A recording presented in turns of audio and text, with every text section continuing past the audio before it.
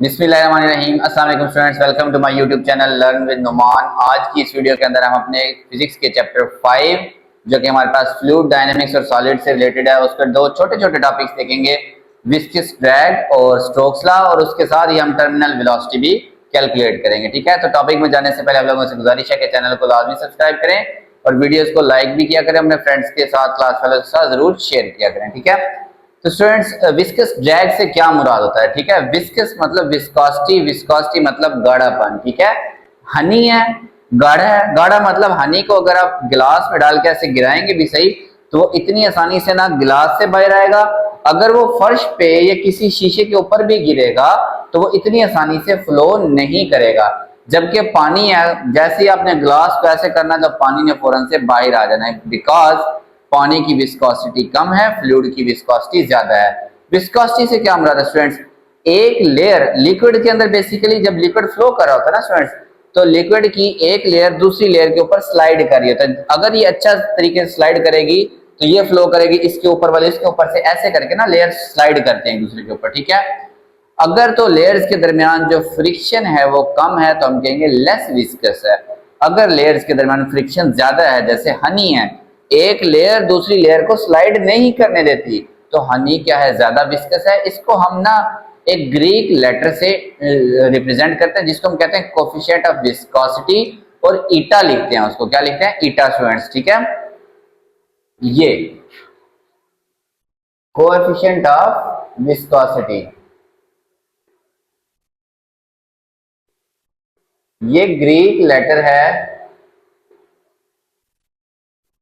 Greek letter जिसका नाम है ईटा, और इसको हम ऐसे बुलाते हैं। ठीक है, जैसे एन होता है ना हमारे पास, एन, उसको ये ऐसे आप नीचे ले आए। ठीक है, तो ये कहलाता है हमारे पास कोफिशिएंट ऑफ विस्कोसिटी। ठीक है, जो लेस विस्कस हैं, जैसे एयर है, एयर बेसिकली एक फ्लूइड है। ठीक है, याद रखना, बार बार लिक्विड से नहीं आपने कंफ्यूज होना। ठीक है, एयर भी हमारे पास फ्लूइड है, कोई भी चीज जो फ्लो कर सकती है दे आर फ्लूइड। ठीक है, तो एयर है, वाटर है, इनका कोफिशिएंट ऑफ विस्कोसिटी कम है। ठीक है, हमें इनके अंदर मूव करना आसान है। लेकिन उसके बरअक्स जो हमारे पास हनी है, अगर आपको कहीं से हनी में चलना पड़ जाए तो खुद सोचें कि वो पाँव के साथ चिपक जाएगा, हमें आगे बढ़ने में क्या होगी? दुश्वारी होगी। ठीक है, तो याद रखें जितनी भी चीजें हैं चाहे उसकी विस्कोसिटी कम है, ठीक है, विस्कोसिटी बेशक कम हो, लेकिन जब हम स्पीड से मूव करना चाहें, फॉर एग्जाम्पल कभी आप छोटे होते बारिश में नहाए हो, गली में अगर पानी इतना इतना खड़ा हो गया हो, उसमें चलना कुछ आसान है लेकिन उसमें भागना क्या है? मुश्किल है। क्यों? जब हमारी वेलोसिटी बढ़ती है तो लिक्विड जो हम पे ड्रैग की फोर्स लगा रहा होता है, जो लिक्विड हमें रिटार्ड कर रहा होता है, हमारी हरकत को रोक रहा होता है, वो हमारी स्पीड बढ़ने से उसकी रिटार्डेशन की फोर्स भी बढ़ जाती है। दूसरी मिसाल, तेज रफ्तार कार में आप बैठे हो या बहुत स्पीड से आपने 1 to 5 स्टूडेंट्स ने भगाया हो, ठीक है, तो जब आप हाथ ऐसे बाहर की तरफ करते हैं तो हाथ पीछे की, अगर आप बाइक आगे जा रहे हैं तो हाथ पीछे की तरफ जाएगा। ठीक है, एयर की वजह से इस पे ड्रैग की फोर्स लगते हैं, यानी कि हमारा हाथ फ्लूइड के अंदर मूव करना चाहता है, लेकिन जो सामने से आने वाली हवा है वो हमारे हाथ को क्या करती है? पीछे की तरफ करती है। यानी कि हमें ये चीज समझ आई कि स्पीड बढ़ने से भी ये जो रिटार्डिंग फोर्स है ये क्या करती है? बढ़ती है। तो इसी से रिलेटेड हमारे पास स्टूडेंट स्टोक्स लॉ है, और स्टोक्स साहब फरमाते हैं an object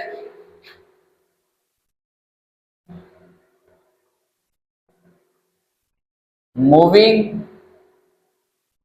through a fluid, कोई भी चीज जो किसी फ्लूइड में से जा रही होगी, ठीक है, हरकत कर रही होगी, एक्सपीरियंसेस अ रिटार्डिंग फोर्स, उसके ऊपर लिक्विड क्या करेगा? वो फ्लूइड क्या करेगा? एक रुकावट, मज़ामत, फ्रिक्शन, ठीक है, रिटार्डिंग फोर्स लगाएगा। कार्ड, इस फोर्स को हम क्या कहते हैं? Drag force. ठीक है, इस फोर्स का नाम हमने रख दिया ड्रैग फोर्स। ठीक है, अब ये जो ड्रैग फोर्स है विच इंक्रीजेस, ये ड्रैग फोर्स बढ़ेगी with increase in speed of object, उस ऑब्जेक्ट की स्पीड बढ़ने से ये हमारे पास ड्रैग की फोर्स भी बढ़ेगी। ठीक है, वही गाड़ी वाली मिसाल, अगर गाड़ी आहिस्ता आहिस्ता जा रही है, कार आपने हाथ बाहर रखा हुआ है, जैसे ड्राइवर कूल मोड के अंदर हाथ रख के रखते हैं, ऐसे भी कर ले तो वो इतनी स्पीड से पीछे नहीं जा रहा होता, एयर का ड्रैग उसके ऊपर इतना नहीं होता। लेकिन अगर 120 पे 140 पे कार जा रही है, आप हाथ बाहर लगाएं निकालें तो वो बड़ी स्पीड से पीछे जाएगा। ड्रैग फोर्स क्या हो जाती है, गाड़ी की स्पीड, गाड़ी एयर से मूव कर रही है, फ्लूइड से मूव कर रही है, स्पीड बढ़ने से ड्रैग फोर्स लग जाती है। अच्छा, ये सिर्फ हाथ पे नहीं, उस कार के ऊपर भी एयर का ड्रैग लग रहा है, इसीलिए कार्स की जो शेप है वो इस किस्म की बनाई जाती है कि ड्रैग क्या हो, कम हो। अच्छा स्टूडेंट्स, जो हमारे पास इरेगुलर सरफेस होते हैं ना, उसका ड्रैग फोर्स निकालना इतना आसान काम नहीं है। ठीक है, लेकिन अगर एक स्फीयर है, for a sphere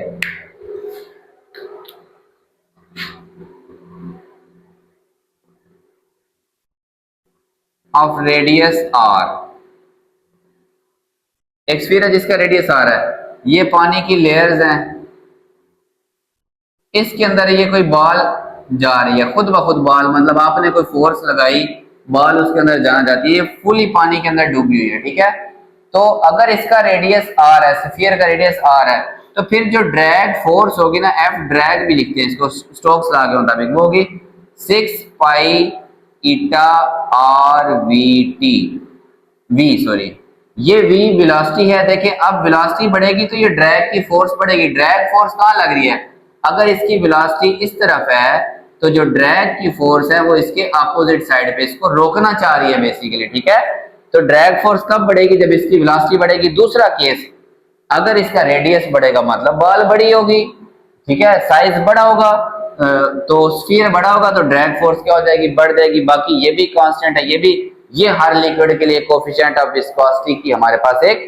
special value है। ठीक है स्टूडेंट्स, तो ये सिंपल सा स्टोक्स लॉ है हमारे पास कि कोई भी चीज फ्लूइड में जब मूव करेगी ड्रैग फोर्स लगेगी, और वो ड्रैग फोर्स डायरेक्टली प्रोपोर्शनल है उसकी स्पीड के। जब उसकी स्पीड बढ़ेगी तो ड्रैग फोर्स भी क्या होगी, इंक्रीज होगी। फिर आपने इसका मैथमेटिकल रिलेशन लिख लेना। ठीक है, फिर आपने बताना है कि वेलोसिटी स्पीड बढ़ने से भी ड्रैग फोर्स बढ़ेगी और रेडियस बढ़ने से भी स्टूडेंट्स ड्रैग फोर्स क्या होगी, बढ़ेगी। रेडियस का मतलब उस चीज का साइज ज्यादा हो रहा है, साइज ज्यादा हो रहा है तो वो ज्यादा एयर उससे टकराएगी, ज्यादा रिटार्डेशन होगी। ओके स्टूडेंट्स, अब इसी में हम अपना टॉपिक देखते हैं,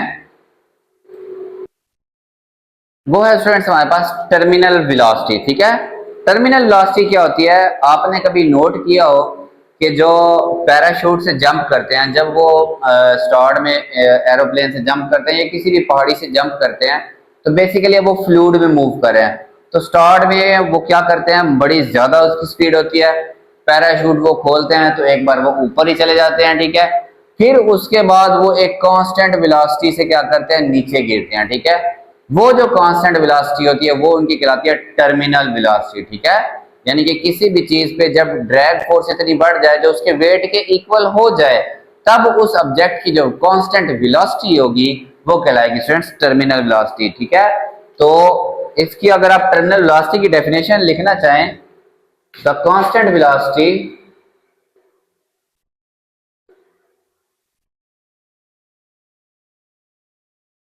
with which an object falls towards earth under the action of gravity।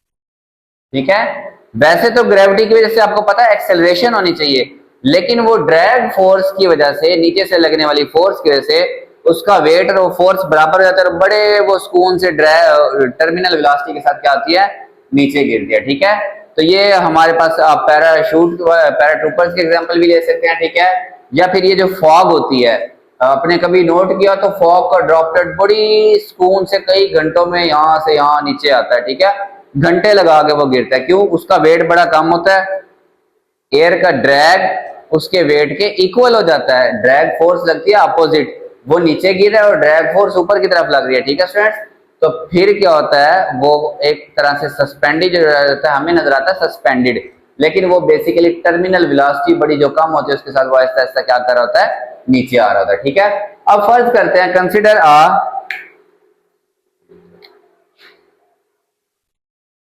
a water droplet ठीक है, ऑफ mass m, उसका mass m है, फॉलिंग टूवर्ड्स अर्थ, वो जमीन के ऊपर क्या कर रहा है, जमीन की तरफ गिर रहा है। ठीक है, अच्छा उसके बाद देखें the net force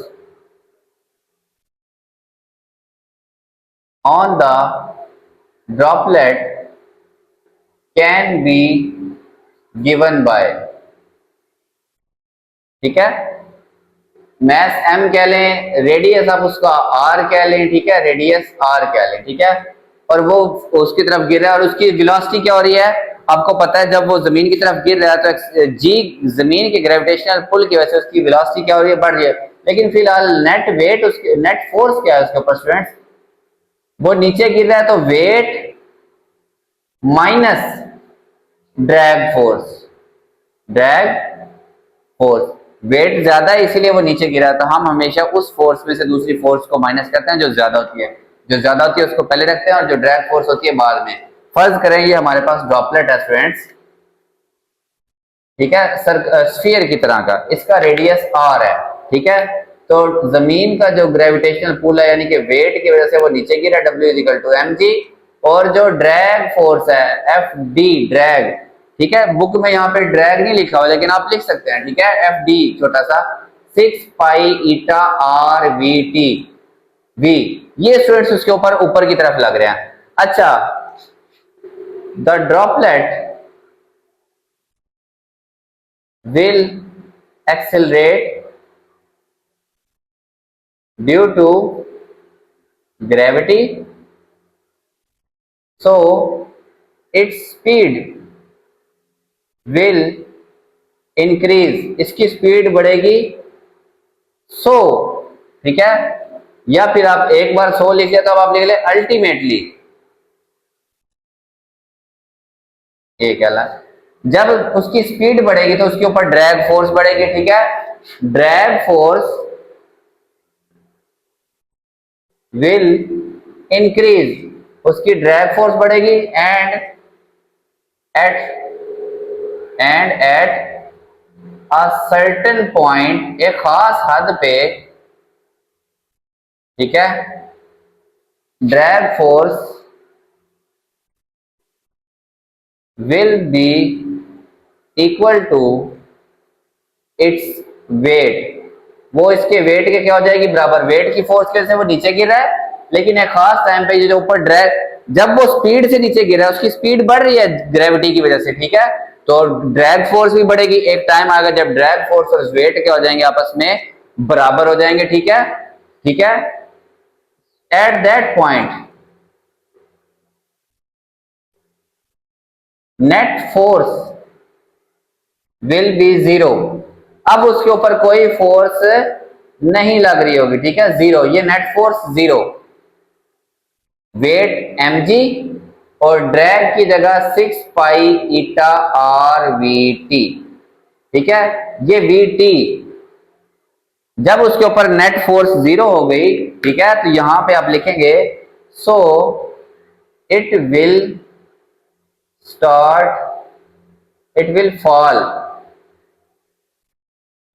with constant velocity, जब नेट फोर्स जीरो हो जाए तो उसकी वेलोसिटी क्या हो जाएगी, constant, which is called terminal velocity, जिसको हम क्या कहते हैं, टर्मिनल वेलोसिटी। ओके स्टूडेंट्स, ये टर्मिनल वेलोसिटी कहलाएगी, जब किसी चीज के ऊपर नेट फोर्स जीरो हो जाए तो वो एक कांस्टेंट वेलोसिटी के साथ जमीन की तरफ गिरेगा, इसको कहते हैं टर्मिनल वेलोसिटी।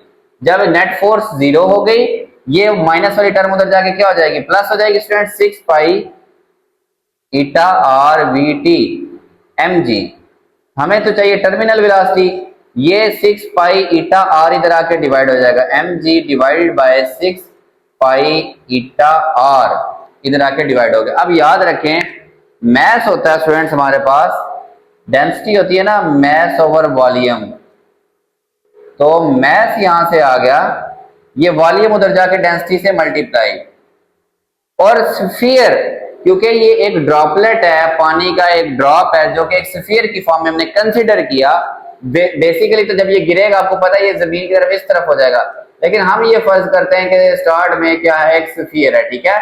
तो स्फीयर का वॉल्यूम होता है 4/3 पाई आर क्यूब।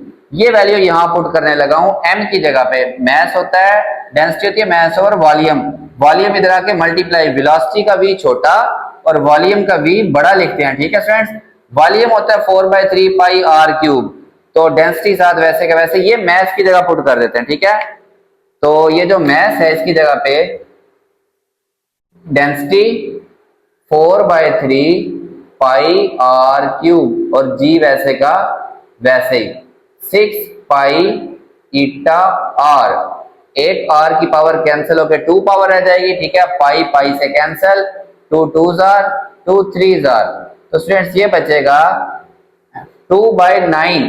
क्या बचेगा, ये जो 3 है ये इससे मल्टीप्लाई होगा, 2/9 डेंसिटी आर का स्क्वायर और जी डिवाइडेड बाय ईटा, ठीक है। तो आप इसको इकट्ठा लिख सकते हैं 2/9 ईटा, ठीक है। ऐसे 9 ये ईटा ये जी, ओके। यहां से आपने थोड़ी सी कैलकुलेशन देख लेनी है, एक आर कैंसिल तो आर स्क्वायर बचा, पाई पाई से कैंसिल, यहाँ पाई नहीं है, डेंसिटी वैसे के वैसे 2 2s आर, 2 3s आर, ये 3 इस 3 से क्या हो जाएगा, मल्टीप्लाई हो जाएगा, ठीक है स्टूडेंट्स। जी साथ वैसे का वैसे, ये हमारे पास टर्मिनल वेलोसिटी का रिलेशन है, ओके। तो ये आपके पास सिंपल से दो टॉपिक हैं, याद रखें। टर्मिनल वेलोसिटी रेडियस ज्यादा होगा तो टर्मिनल वेलोसिटी क्या होगी, ज्यादा होगी, क्योंकि बड़ी चीज है तो उसकी टर्मिनल वेलोसिटी ज्यादा होगी। हल्का सा जैसे फॉग का ड्रॉपलेट है, फॉग इतना छोटा सा ड्रॉपलेट के एक आम आंख से वो नजर भी आता, वो ढेर सारे इकट्ठे होते हैं इसलिए हमें वो लग रहा होता है कि जी फॉग है। अगर आप उसमें से अकेला करना चाहें तो आप उसमें से अकेला आम जो है ना इंसान आसानी से नहीं कर सकता, तो उसका रेडियस बहुत कम, तो उसकी टर्मिनल वेलोसिटी बहुत कम, उसको घंटों लग जाते हैं नीचे आने पे, ठीक है।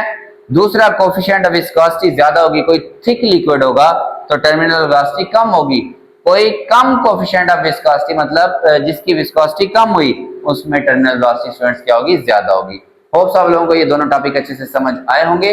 तो चैनल आपने लाजमी सब्सक्राइब करना और वीडियोस को अपने क्लास फेलोज के साथ जरूर शेयर करें। अल्लाह हाफिज़ स्टूडेंट्स।